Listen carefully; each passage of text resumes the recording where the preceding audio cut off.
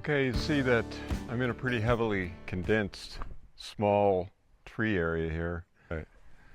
So how about we just start off cutting here, and then I'll delimb them all off camera.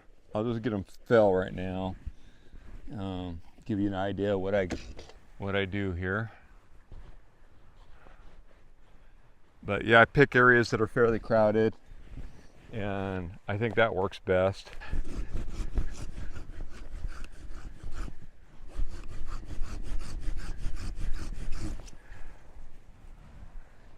And let's see if I can push it over to the side here.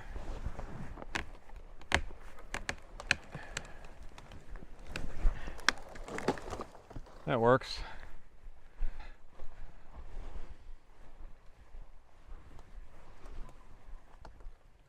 There is a larger one back here I might go for too. Try to get as much in one area as possible.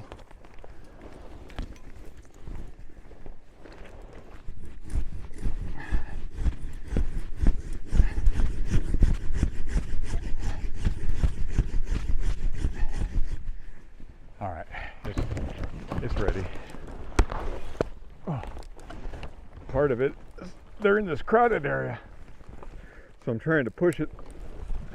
The top's hanging up. That's what I was trying to do, is push it out of there. This guy's a nice size right here, so I'm going to take him out. Let's see this.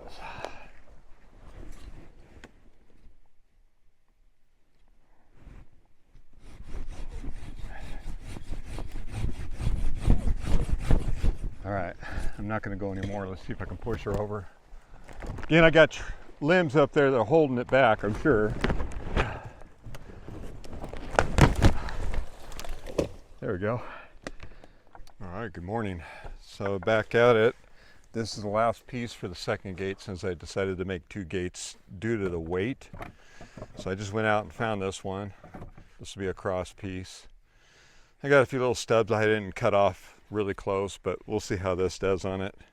Every once in a while you want to sharpen these, but this one's still pretty sharp.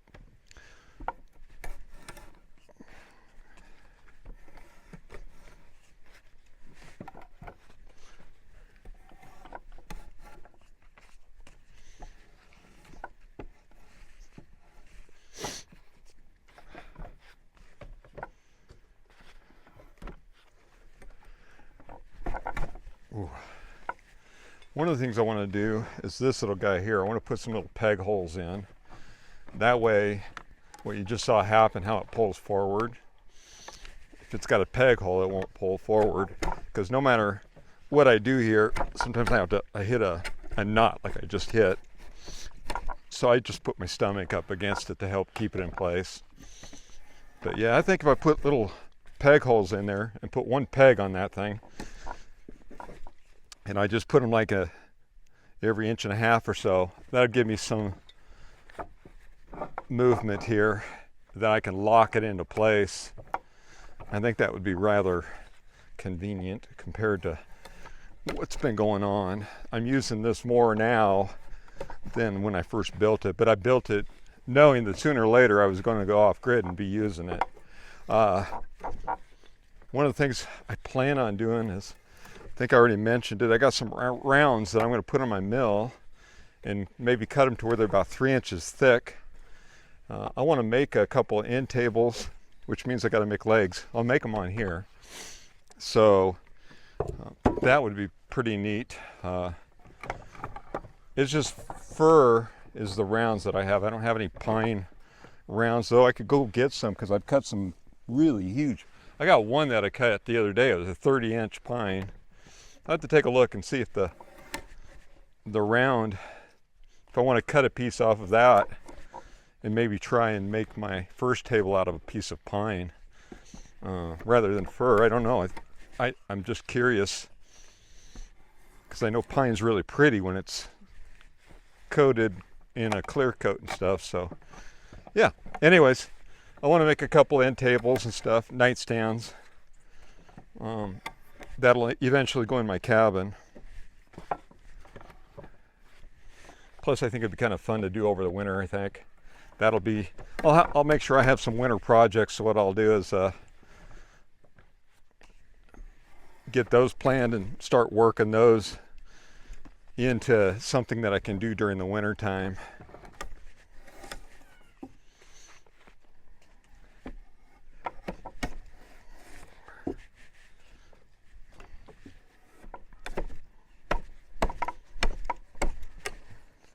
Okay, so you can see I've got everything here set up. Now all I have to do is make my dowel ends, make sure I get my total width just right. All right. So I'm trying to be a little wider because I'm going to chisel down anyway. So once I get my groove started, now I can start the aggressive cut.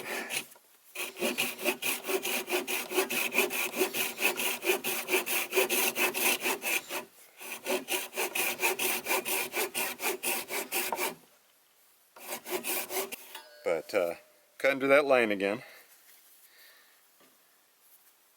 I'm using the growth rings.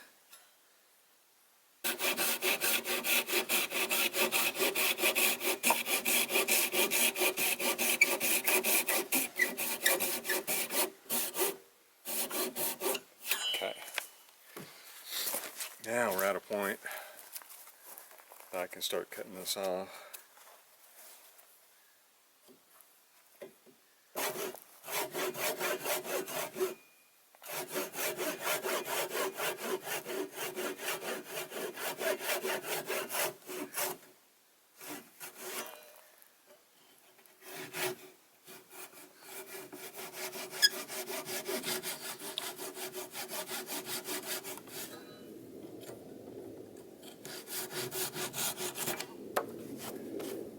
Alright. I can just do it like this on each side too.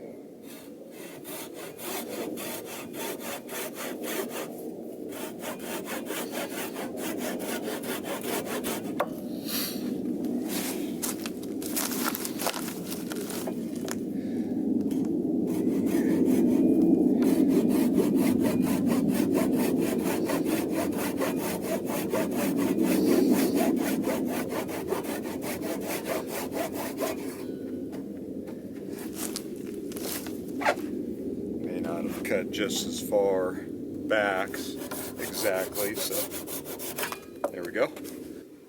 Doing it like I am.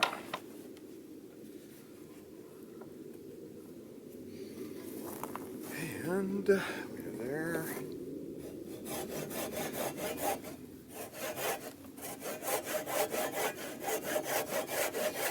Just a hair off here.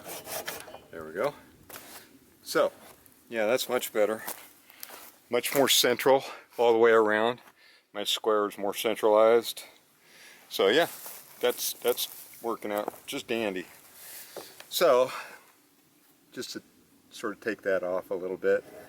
So when I use the chisel, it's a little easier to work with, hopefully.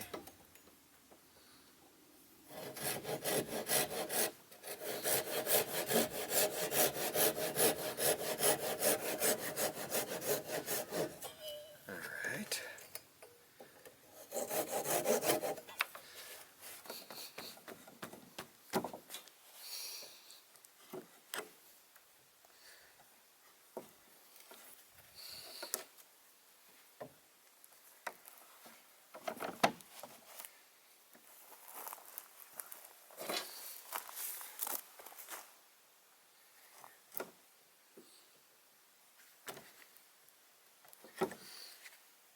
Alright, I think that's good enough for poor man's labor.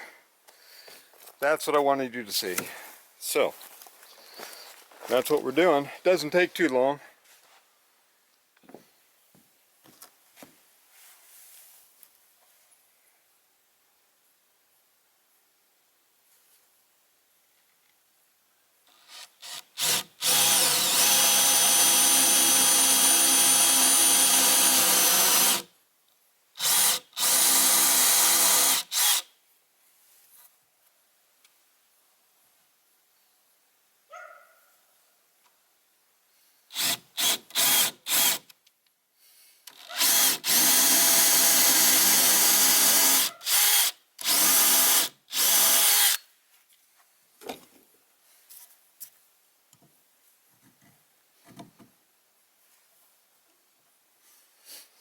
All right. So yeah, let's pop this one in here to start with. And this is just pre-test fitting. That needs to be probably cut. I got to check my measurement here. I got marks on the deck, so we'll see what happens here.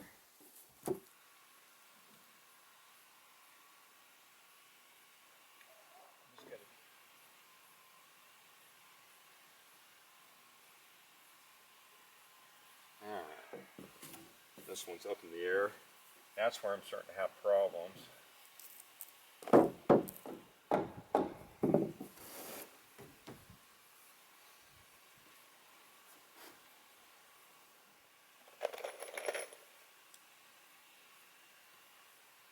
Trying to determine where I'm going to put the hinges on these. I may do them the same way I did it before, so let's see.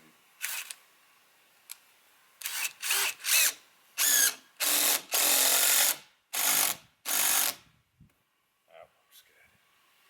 So what I'm trying to do is equalize the compression here.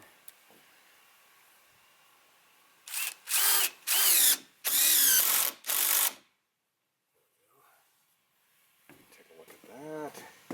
That looks good.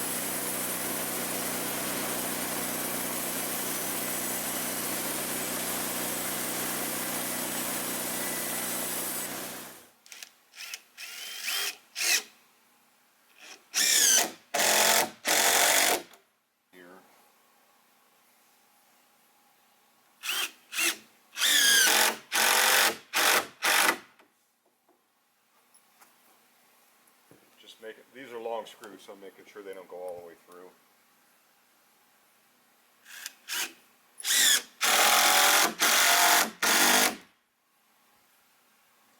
Yeah, right there. 10 inches.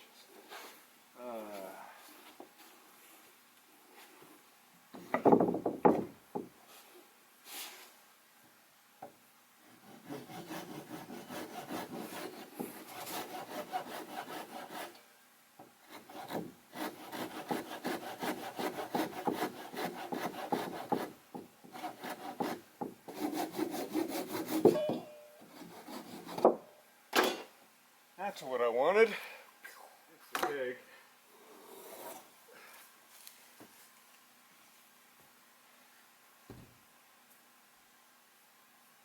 There we go. And I'm gonna come back, put the hinges on them, get them all hung.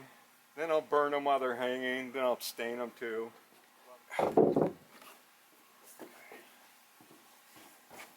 Visuals. Yeah,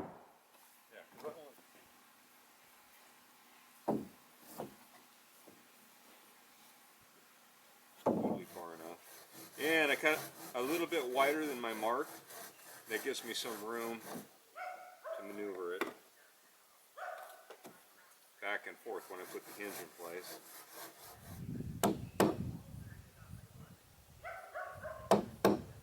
Not complaining, of course.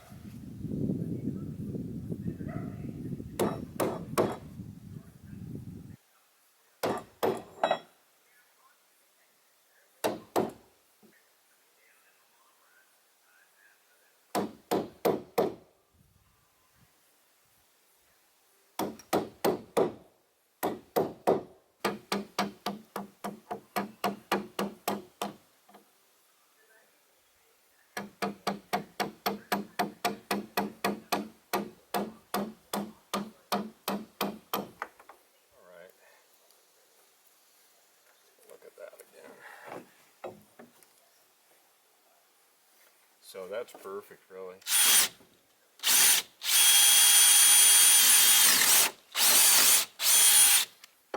That's awesome.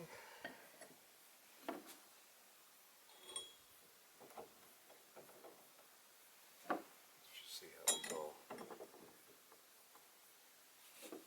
hit the holes anyway. Yeah, it looks like we're going to hit them all. Okay.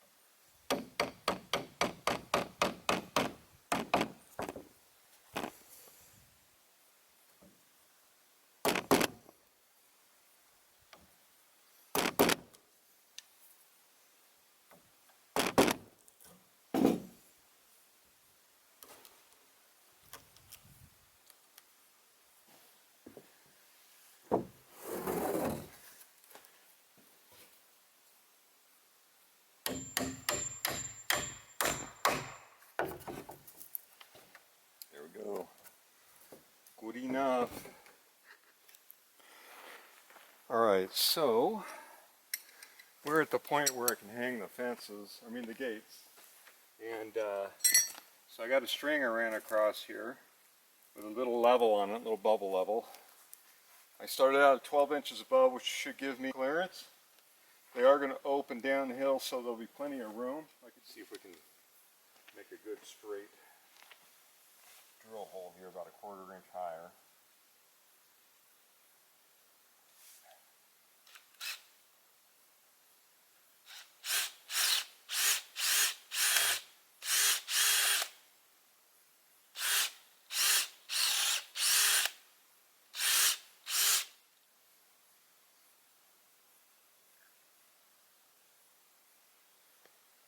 What I'll do is I go off the center point of this thing and measure on out.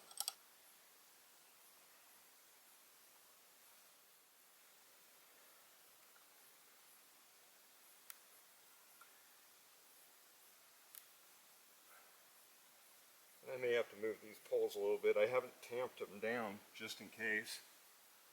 And then I'll tamp them down into place later.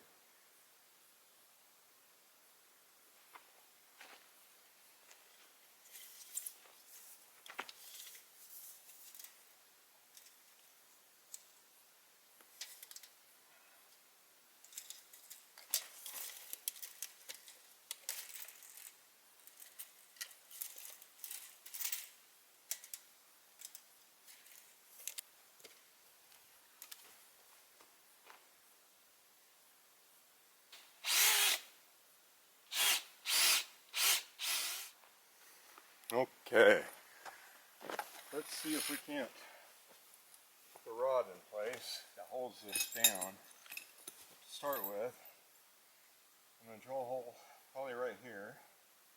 2 places. Let's do this one.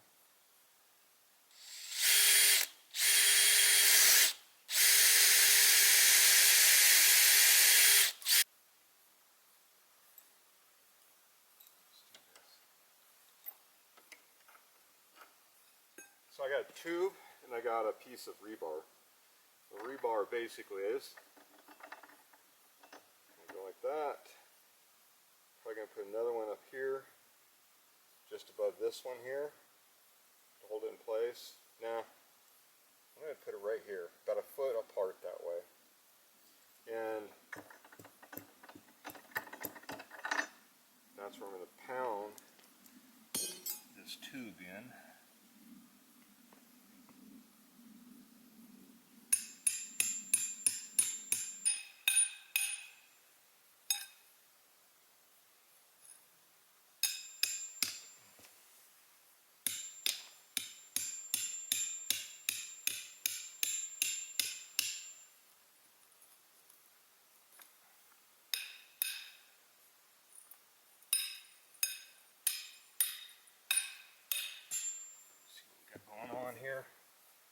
make sure we're,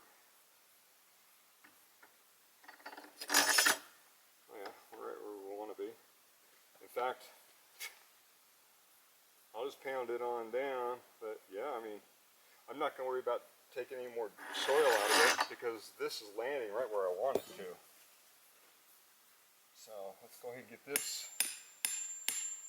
I just like to have this a couple inches above the surface max.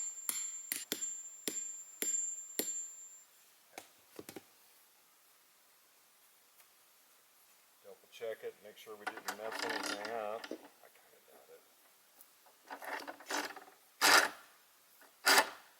There we go. There. All right. So hopefully you can see that.